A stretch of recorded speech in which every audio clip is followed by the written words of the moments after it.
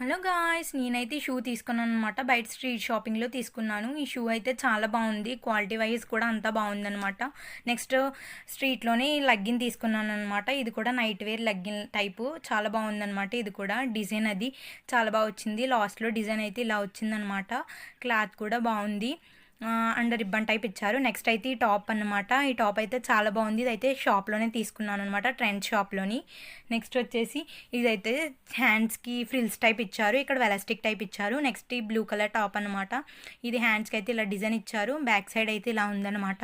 ఇది కూడా ట్రెండ్స్‌లో తీసుకున్నాను. క్వాలిటీ డిజైన్ అయితే ఇలా ఉందనమాట. ఫ్రంట్ డిజైన్ అయితే ఇలా ఉంది.